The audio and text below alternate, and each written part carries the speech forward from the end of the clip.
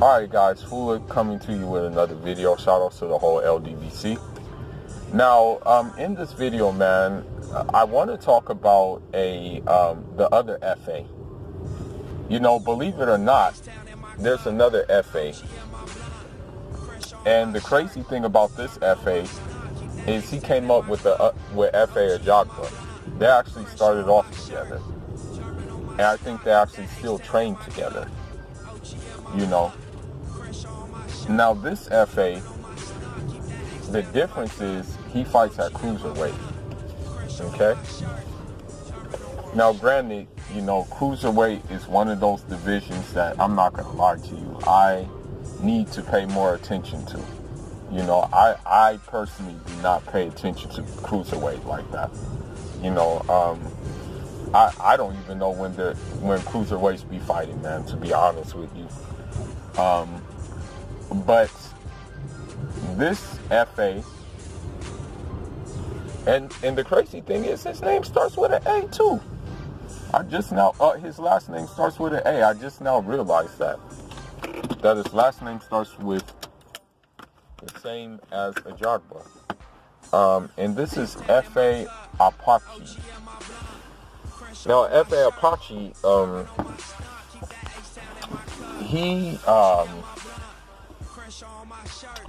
he's more, I guess you can say he's more vocal than FA Ajagba. You know, FA Apochi, and when you look on his social media, he's looking to get you, hurt you. He's looking to give you like punishment. And he also says that, you know, he talks about basically, I want to say, basically getting, not in a Deontay Wilder type way, but he talks about like really like getting you out of there, like sending you to God, basically. Now, his nickname is the Nigerian Pitbull. That's what he calls himself. And he just fought this weekend. He did get the knockout. The knockout happened from a punch to the temple. The guy couldn't get up in time, and then when he got up, he was dazed and confused, and so the judge just waved it off. Now this knockout happened in the second round. Now, you know, this is kind of interesting because now you have two Nigerians in the pro ranks, right? You have two Nigerians who came up together. And they actually are from the same area. They're from, if you look at their hashtags on their social media, they say they're Ugeli boys. I don't know if I'm pronouncing that right, but yeah, they say that, and I guess that's a certain district that they're from, you know. Or it could be a town. I don't know, really. I don't know if it's a district or a town. Don't quote me. But yeah, man, it'll be interesting to see what he does. He's, you know, it looks like he'll have to like work on technique a little bit more, because I was watching the fight and it looked like he was getting tagged. Now, granted, the guy who was tagging him wasn't hurting him, you know, but still he was getting tagged, and like, you know, you don't want to make a habit of like kind of like letting yourself get like hurt, you know what I mean, like, or leaving yourself to get tagged even if you're not getting hurt. Ronnie Shields is in this corner as well, so that's another thing. That's a good look. So hopefully what they'll do is they'll work on some defensive maneuvers, basically, so he can get that taken care of. And, you know, activity for him is going to be a little bit difficult, because, I mean, who do you really have at cruiserweight, you know? That's the thing. I mean, I can't even name that many people at cruiserweight. Now, you know what would be interesting? This would be very, very interesting, to be honest with you. And this would be like, in soccer, they call it a derby. When two like teams that are from the same like area play against each other, they call it a derby. You know, so if you have two teams in London who are playing against each other, they'll call it the London Derby. What would be interesting is if they had a derby, a Niger Derby, because you know Andrew Tabiti, he's of Nigerian descent, you know, mind you, and he fights at cruiserweight as well. That would be very interesting. They had I want to say, as I said before, a derby between those two, and those two met. You know, because to be honest, Andrew Tabiti has been inactive as well. I don't know if he's supposed to fight in that World Super Series, fight the Cuban dude. What's his name? Doradolix or something like that. Yeah, I don't know if those two are supposed to meet or not, but yeah, man, we'll see what happens with this guy. Looks like the power is there. You just got to get the footwork a little bit better so he can stay out of harm's way, you know, and save himself from any possible CTE or something like that. But I like him, man.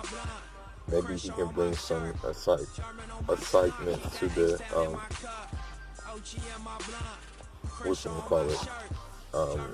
to the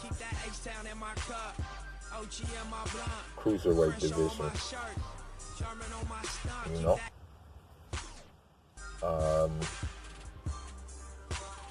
But that's really all I have for him. You know, I don't really know anything that much, but I will say this, man. You know,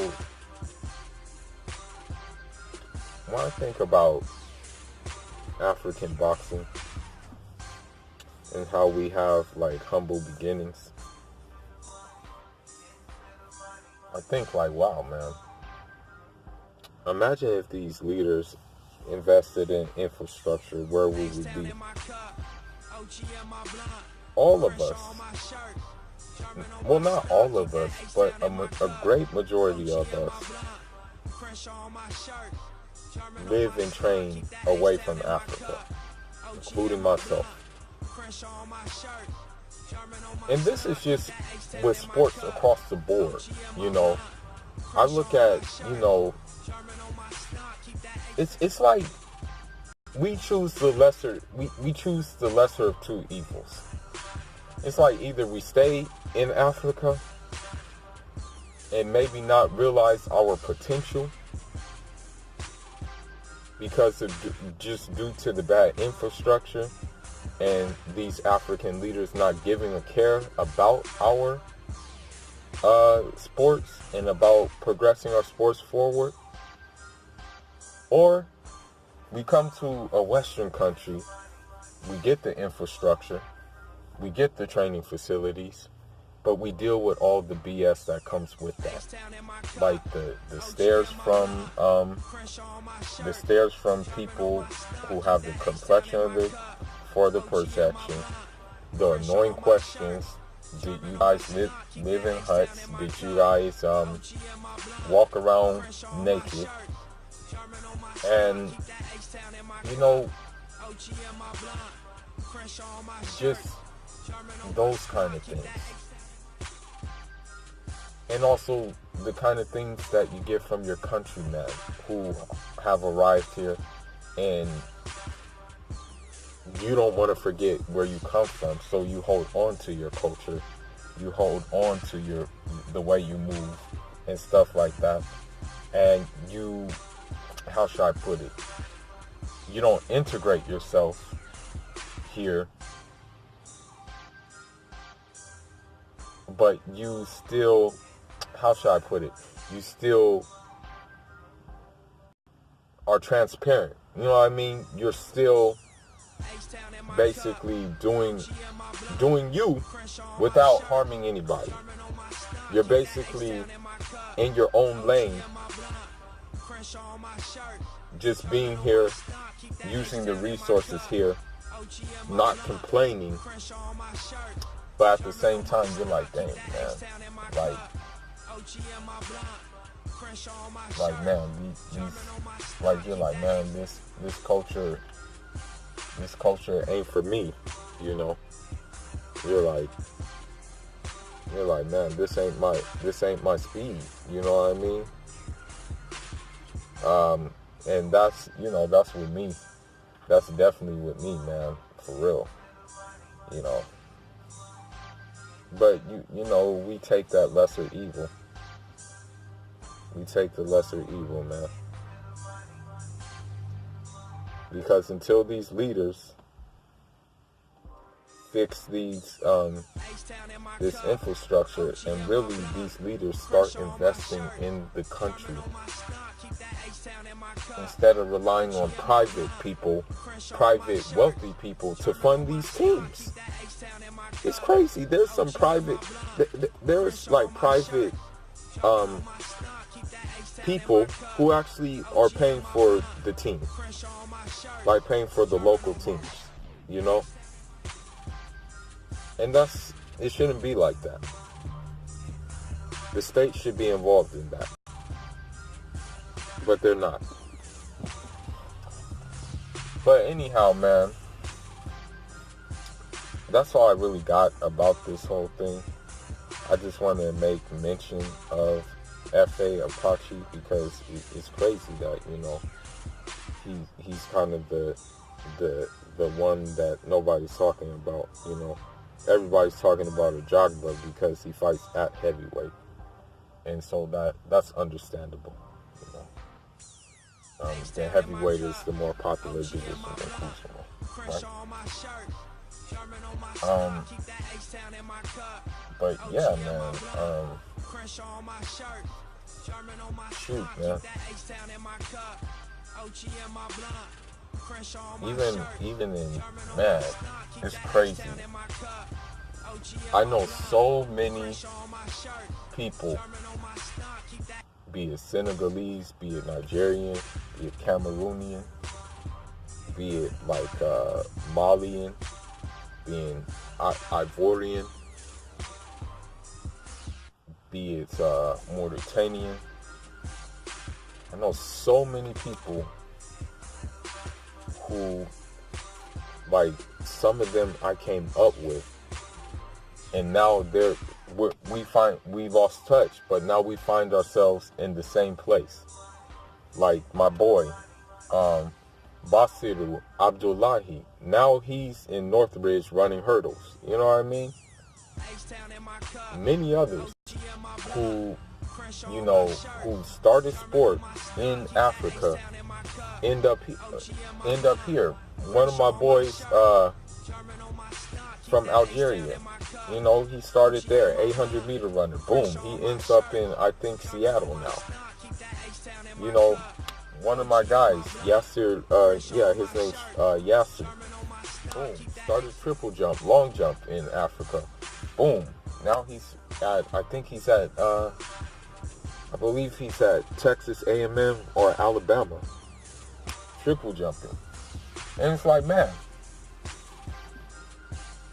if things were better back there, we wouldn't have to do this. And we wouldn't have to go through the BS you go through. Because, I mean, I'm not going to lie to you. It would be dumb for me to, like, lie to you. But as an immigrant, systematic racism is a part of it. It's just the order of the day. even when you get pulled over by cops, they move differently. They're going to ask you, what are you doing here? They're going to ask you, where are you coming from? They're going to ask you, do you have any weapons? Do you have anything illegal in the car? Even if it's just a traffic stop. Heck, they'll even ask you, are you illegal? Are you a citizen? Now they'll ask you those questions. You know, what's your resident? What's your status? This is what you have to deal with, for the simple fact that you're African. And granted, I've been here for a while now, you know, but I know that I need to stick with boxing, but sometimes this just comes out of me naturally. And I think the best conversation and the best videos is when things flow organic and you're not trying to force issues. But let's see what F.A. Apochi does. Let's see if F.A. Ajagba and him can be the 1-2 punch, the Nigerian 1-2 punch, and shake up their divisions. Only time will tell. But that's all I got. Fula signing out.